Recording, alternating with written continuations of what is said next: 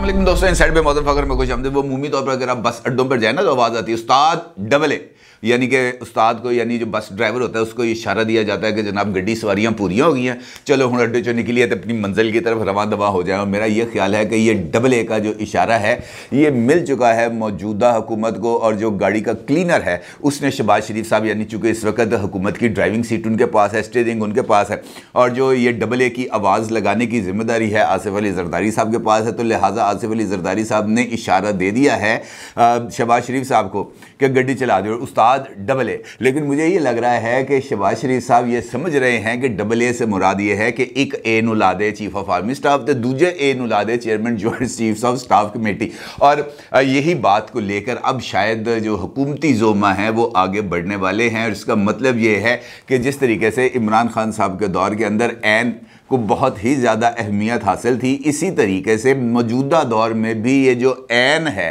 ये इम्पोर्टेंस इख्तियार करता जा रहा है। और यही ऐन में से एक ऐन बनने जा रहा है chairman joint chiefs of staff committee, और एक ऐन बनने जा रहा है जिसे हम कह सकते हैं चीफ ऑफ आर्मी स्टाफ, यानी डबल ए और ए। और इसके लिए जो हतमी फैसला है वो 25 नवंबर को मुतवक्के है, क्योंकि बहुत तवील इंतज़ार के बाद, बहुत ज़्यादा कशीदगी की खबरों के बाद, बहुत ज़्यादा हंगामा खेजी के बाद आखिरकार कल रात 12:14 पर ISPR की तरफ से इस बात का ऐलान कर दिया गया हतमी तौर पर कि जनाब असी समरी भेजती वज़ारत दिफा को। और उसके तकरीबन 1 घंटे के बाद जो हमारे वज़ीर दिफा हैं ख्वाजा आसिफ साहब, वो पहले 1 घंटे तक मुकम्मल तौर पर इस बात की तरदीद करते रहे, नहीं कोई समरी नहीं आई, कोई समरी नहीं आई, कोई समरी नहीं आई। लेकिन 1 घंटे के बाद उन्होंने इस बात की तस्दीक कर दी है कि जनाब समरी मौसूल हो गई है और वो वज़ीर आज़म ऑफिस को पहुँचा दी गई है। अब बॉल जो है वो आ गई है वज़ीर आज़म के कोर्ट में। और ये भी बताया गया है ख़ुद ISPR की तरफ से जारी करदा ट्वीट में, जिसमें उनका ये कहना है कि जनाब top 6 senior most lieutenant generals के नाम भिजवा दिए गए हैं वज़ीर आज़म को। और उनसे ये अब यकीनी तौर पर उनका काम है कि ये जो 2 ओहदे हैं chairman joint chiefs of staff committee और आर्मी चीफ, इनके ओहदों के ऊपर वो जो है वो तैनातियाँ करें। अब ये जो 6 नाम गए हैं यकीनी तौर पर वो सीनियर मोस्ट जो सीनियरिटी लिस्ट है उसके मुताबिक, पहला नाम है लेफ्टिनेंट जनरल आसिम मुनीर साहब का, दूसरा नाम है लेफ्टिनेंट जनरल सैयद शमशाद मिर्ज़ा साहब का,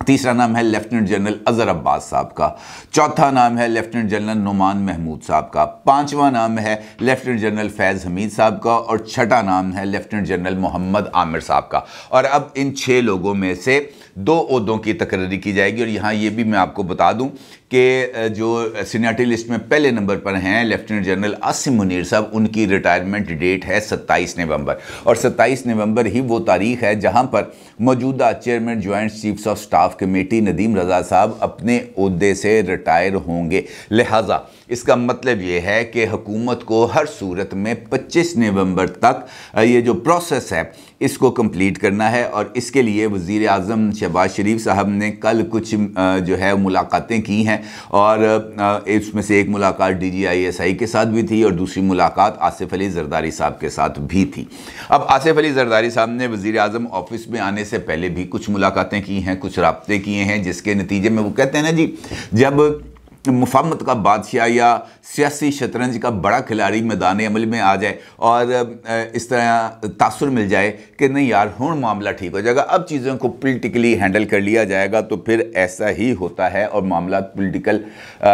जो हल है उसकी तरफ बढ़ते हैं। अब वज़ीर आज़म ने काबीना का इजलास, अपनी इत्तेहादी जमातों के पार्लिमानी लीडर का इजलास बुलाया है आज शाम 6 बजे वज़ीर आज़म हाउस में, और उसके बाद उनका इशाइया होगा। और कल सुबह 9 बजे वफाकी काबीना का इजलास भी बुलाया गया है। ये तो एक बड़ी नेचुरल सी सिचुएशन बनती है, लेकिन अहम सवाल ये है कि इस सूरत हाल में वो बंदा जड़ा बैठा है स्लिप में पोजीशन लेके इस तरह हाथ करके कि कैच मेरी तरफ आएगा या नहीं आएगा, उसका क्या करना है। जो आ रहा है फैज़ाबाद में धरना देने के लिए, उन भाई साहब का क्या करना है, या उन भाई साहब का इस सारी सिचुएशन के अंदर रोल क्या होगा, यानी इमरान खान साहब का। इमरान खान साहब ने जो फील्डिंग लगाई हुई है, क्या वो फील्डिंग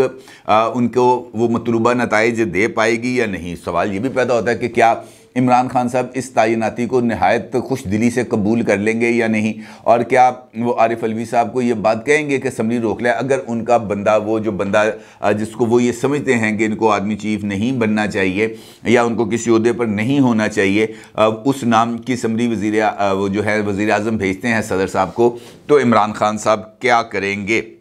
इम्पॉर्टेंट सी सिचुएशन बनती है। मेरा ये ख्याल है कि इमरान खान साहब फैज़ाबाद पर अगर मैं ये कहूँ कि जिस मकसद के लिए या फैज़याब होने के लिए फैज़ाबाद जा रहे थे, वो मकसद अब उनको हासिल नहीं होने जा रहा। ये बात बड़ी क्लैरिटी के साथ मुझे नज़र आ रही है। दूसरी जानिब मुझे इस बात का भी कोई इम्कान नज़र नहीं आ रहा कि आरिफ अलवी साहब इस अहम तरीन मामले के अंदर किसी भी तरह की रखना अंदाज़ी करने की पोजीशन में होंगे, क्योंकि ये जिनके इदारे का मामला है वो आप ही अपना काम करा लेंगे। हाँ, अलबत्ता ये ज़रूर है कि इमरान खान साहब, मुझे ये ऐसा लग रहा है कि इमरान खान साहब एक मरतबा फिर वो जो आखिरी कार्ड सबसे पहले खेलने वाली आदत है ना उनकी, वो उसी अपनी इस आदत की लपेट में आने वाले हैं। अलबत्ता ये बात ज़रूर है कि पाकिस्तान में आने वाली जो नई मिलिट्री क़यादत है, इसके लिए बहुत सारे नए क्राइसिस या ऐसी सिचुएशंस जिससे उनको बाहर निकलना है, वो बहुत ही ज़्यादा ज़रूरी है। और सबसे बड़ा मामला है उसके अंदर माशी बहाली का, और जो इस वक्त सियासी अदम इस्तेहकाम की वजह से कॉर्नर में लगी हुई, खुडे लैन हुए। मीशत के ऊपर बात नहीं की जा रही या मीशत के ऊपर फोकस नहीं किया जा रहा, क्योंकि सारी की सारी तवज्जो ये है कि इमरान खान की करन जा रहे हैं। अब इस सिचुएशन को डिफ्यूज़ होना है, और क्योंकि इमरान खान साहब की इस वक्त की और ख़ास तौर पर ये जो लॉन्ग मार्च की सियासत थी, ये घूम रही थी इसी एक तैनाती के इर्द गिर्द। और अब चूँकि ये तैनाती होने जा रही है, मुमकिन तौर पर इस मरतबा ये जो सीनियरिटी का प्रिंसिपल है इसको फॉलो किया जाएगा, और जो इतलात है वो यही हैं कि जनाब सीनियरिटी के प्रिंसिपल को फॉलो किया जाएगा, जो सीनियर मोस्ट है उसको अहम तरीन तकरीरी दी जाएगी। इसके बाद इमरान खान साहब को चाहे वो इस बात को पसंद करें या चाहे इस बात को नापसंद करें, उन्हें इस फैसले को हतमी तौर पर तस्लीम करना पड़ेगा, क्योंकि अगलियाँ जड़ियाँ मिन्नतां करनी वो भैन ने उहदे नाल ही करनी है जो आएगा। लिहाजा इमरान खान साहब को अल्टीमेटली 1 दिन बाद, 2 दिन बाद, 4 दिन बाद, 10 दिन बाद, हफ्ते बाद अपने इस धरने को लपेट के शॉपर बैग में डाल के जाना पड़ेगा बनी गाला, क्योंकि इसके अलावा उनके पास कोई ऑप्शन नहीं रह जाएगी। और मुझे ये लग रहा है कि आने वाले दिनों में, यानी दिसंबर के अंदर ही, हम इस तरह की कुछ डेवलपमेंट्स देखेंगे कि इमरान खान साहब के जो पार्लियामेंट में वापसी का जो रास्ता है वो भी खुल जाएगा, और बग़ैर किसी अगर मगर के। और कल अगर आप देखें तो इसहाक डार साहब ने जो हामिद मीर साहब के साथ शो में आए थे, उसके अंदर भी उन्होंने इस बात का इजहार किया है, और उनका ये मानना है कि जो सियासतदान हैं ये इनके आपस में राब्ते रहते हैं, और ये राब्ते उनके भी हुए हैं पीटीआई की जो लीडरशिप है उसके साथ। और उनका ये कहना है कि मेरी ये ख्वाहिश है कि कम से कम अगले 10 साल के लिए एक चार्टर ऑफ इकॉनमी इसके ऊपर दस्तखत कर लिए जाएं, और पार्लियामेंट की तमाम कुव्वतें या तमाम पॉलिटिकल पार्टीज़ जो मुस्तकबिल के अंदर इक़्तिदार में आ सकती हैं, वो कम से कम कुछ बेसिक प्रिंसिपल्स के ऊपर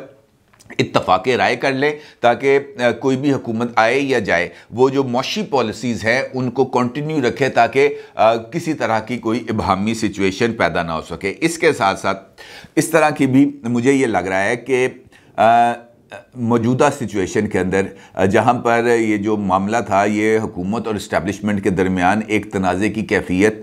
इख्तियार कर गया था, और चूँकि हुकूमत के पास खोने के लिए कुछ नहीं था, मसलन अगर ज़्यादा से ज़्यादा क्या होना था, उनको इक़्तिदार से निकाल दिया जाना था। लेकिन इक़्तिदार से निकालना मौजूदा हालात में ये भी उनके लिए बहुत ही ज़्यादा बेहतर सिचुएशन थी कि यार वो सारा कुछ इस्टेब्लिशमेंट के ज़िम्मे डालते और खामोशी से घर चले जाते, और उसके बाद मुझे क्यों निकाला कि एक नई या इनकलाबी होने की एक नई मुहिम का आगाज़ कर दिया जाता। लेकिन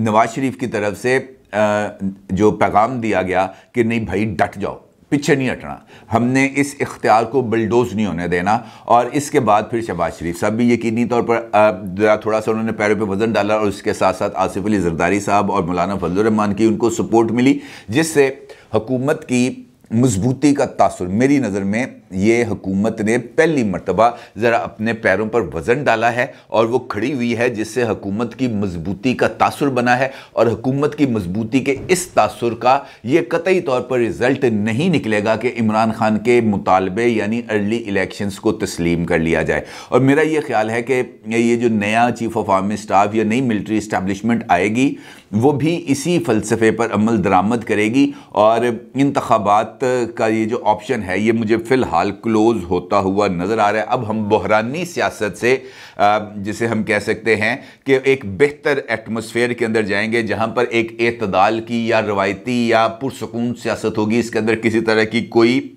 हुल्लड़बाजी नहीं होगी। इसके साथ साथ हुकूमत और अपोजिशन के दरमियान अगर इमरान खान साहब की जमात पार्लियामेंट में वापस आ जाती है तो जिस तरीके से इशारा दिया है इसहाक डार साहब ने, तो दोनों फरीकों के दरमियान मुज़ाकरात के अमल का भी आगाज़ हो सकता है और उससे कुछ ज़्यादा बेहतरी के हालात पैदा हो सकते हैं। इसका मतलब ये है कि अगर ये तमाम अमल खुश उसलूबी से तय हो जाता है, इमरान खान साहब ने जो फील्डिंग लगाई हुई है वो फील्डिंग के अंदर जो कैच वो करना चाहते हैं वो कैच उनको नहीं मिलता, ये अगर आता भी है तो वो उनसे ड्रॉप हो जाता है, तो इसका मतलब ये होगा कि ये जो इमरानी सियासत है या जिसे हम कह सकें कि मज़ामती सियासत है या अलामती सियासत है या मुलामती सियासत है, ये अब अपने आखिरी सांस ले रही है। और इमरान खान साहब के पास ये लास्ट कार्ड खेलने के बाद इसके अलावा और कोई मौका नहीं होगा, उनके पास और कोई जवाज़ नहीं होगा कि वापस अपना जो सामान है वो लपेट के चले जाएं और उसके बाद अगले इलेक्शंस के लिए जो जब भी होंगे वो उसके लिए अपनी तैयारियां करें। इसका मतलब ये है कि अब बहुत ज़्यादा बर्डन आने जा रहा है हुकूमत के ऊपर, क्योंकि हुकूमत को अब जो रिलीफ है लोगों को वो प्रोवाइड करने हैं, उन्हें अपने जो कदम हैं उनको मजबूत भी रखना है, जो उनके वादे हैं IMF के साथ उनको भी जो है अमल दरामद उस पर करना है। और ये जो इकनॉमिक सरगर्मियाँ हैं इनको इतना बढ़ाना है कि यहाँ पर रोज़गार के मौके भी पैदा हों, महंगाई भी कम हो, डॉलर की कीमत भी कम हो, और ये जो बिजली गैस के बहरान हैं ये भी ख़त्म हों, ये जो सैलाब के असरात हैं ये भी दूर हों और अगले साल तक वो ये जो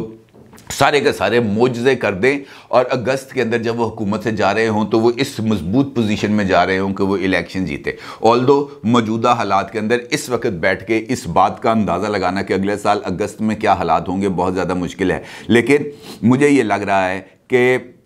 सिचुएशन चाहे जिस तरह की मर्ज़ी हो, लेकिन जो इलेक्शन के डायनामिक्स हैं वो इन तमाम चीज़ों से ज़रा थोड़े से मुख्तलिफ होते हैं। और ये जब इलेक्शन का गेम सजेगी, जब ये पॉलिटिकल नैरेटिव्स जाकर